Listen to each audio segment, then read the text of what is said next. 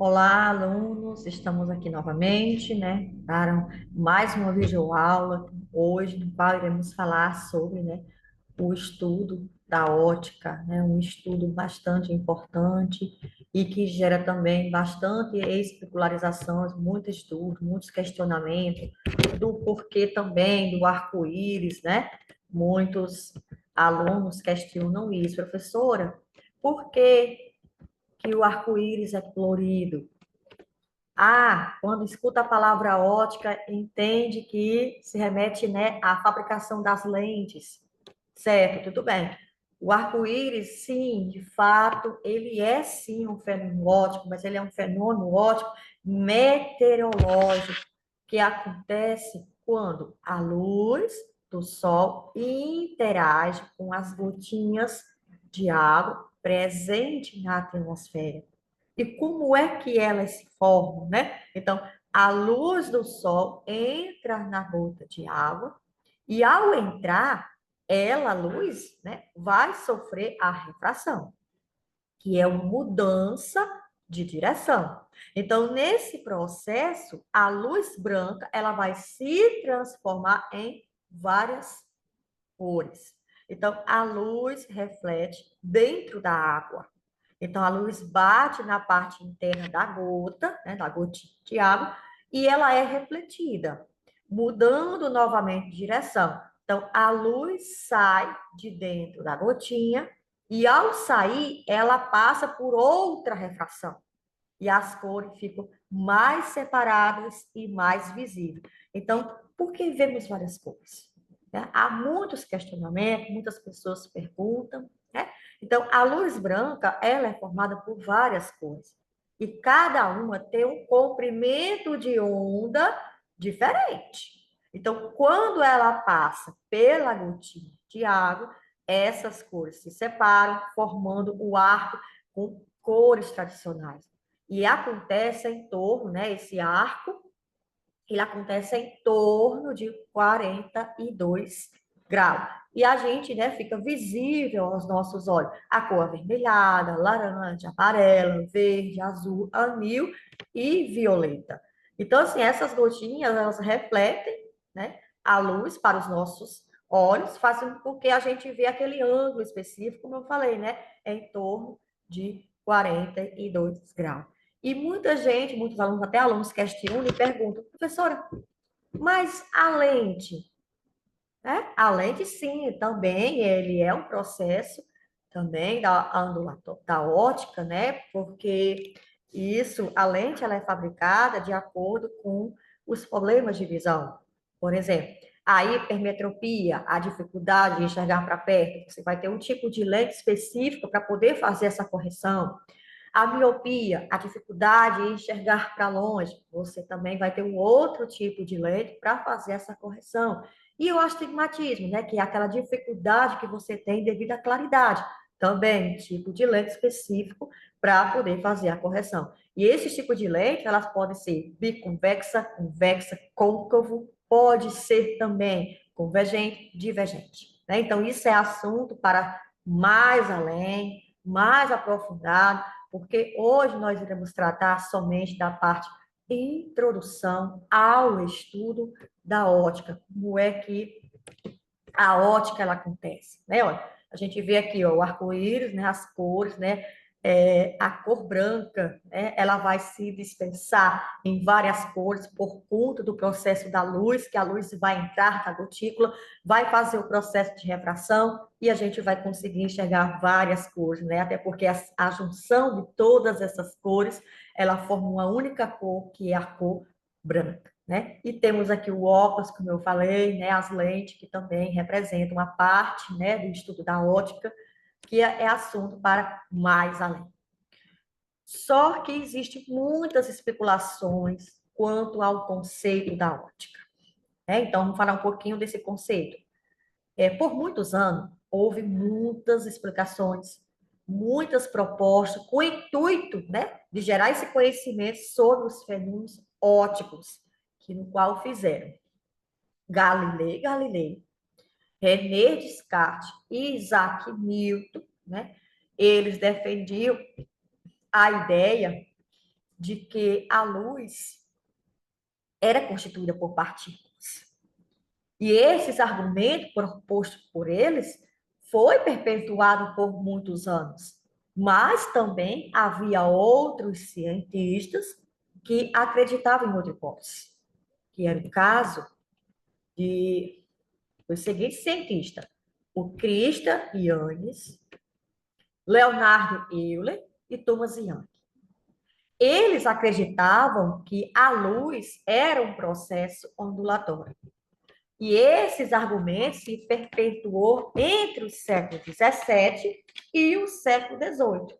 E isso gerou grandes debates, discussões entre os cientistas na época. Então, essas explicações, esses argumentos, né, essas discordâncias propostas por ele, foi assunto muitos e muitos relengados. Por quê? Até se chegar ao conceito de fato, como é que a luz se propagava, como é que aconteciam os fenômenos ópticos. E gerava muitas discussões para a época. A luz era um modelo corpuscular ou era um modelo ondulatório? Então, por muitos anos, esses argumentos foram questionados. Então, a luz, né, o estudo da ótica, por exemplo, da ótica, né, é o estudo da luz, ela foi dividida em duas partes, onde nós chamamos de ótica física, que ela estuda os fenômenos luminosos, e que essa descrição de uma física, de uma ótica física, depende da natureza ondulatória da luz. Ou seja, a ótica física estuda os fenômenos luminosos, né? Fontes primárias, secundárias, pontuais, extensas, feixes de luz, pontos convergentes e divergentes. Né? Já a ótica geométrica, ela está ligada à propagação da luz, em alguns princípios. Como é que a luz ela se propaga?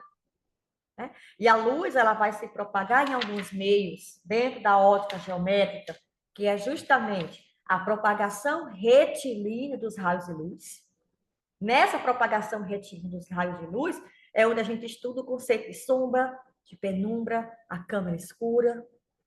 O princípio da independência dos raios de luz é um dos raios de luz se cruzam e continuam o seu percurso sem haver interrupção do feixe de luz.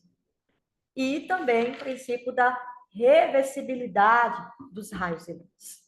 Então, a ótica está dividida em dois ramos.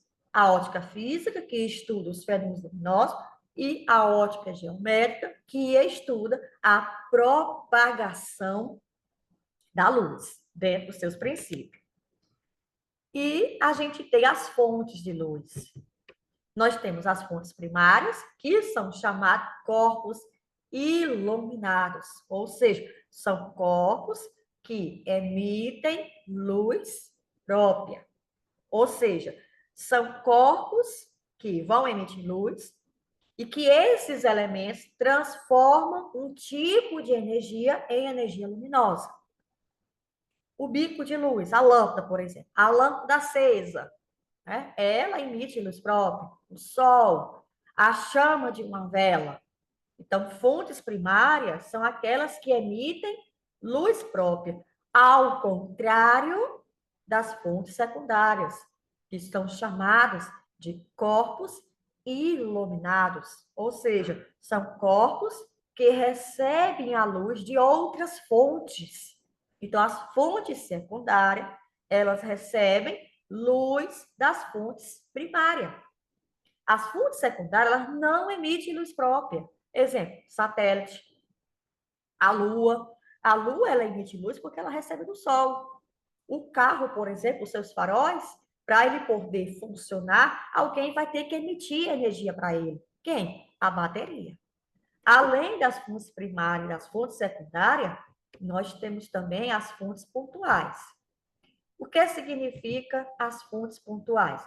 As fontes pontuais é justamente aquelas que recebem essa denominação por ter as dimensões desprezíveis.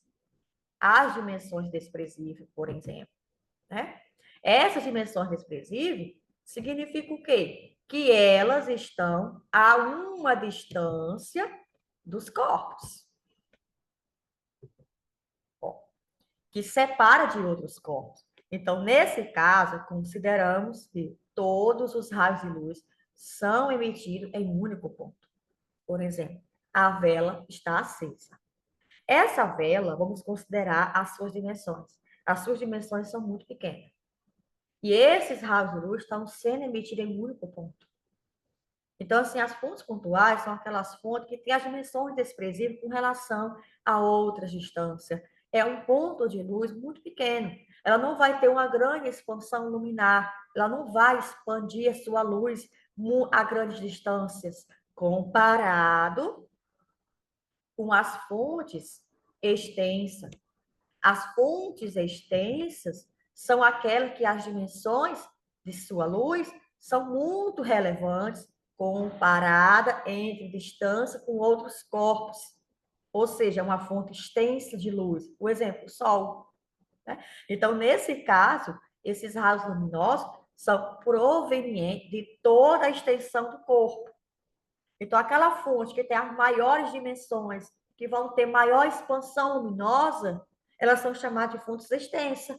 Aquela onde a fonte é o único ponto e sua dimensão é muito pequena, são fontes pontuais. Então, existe essa, né, definição de fonte.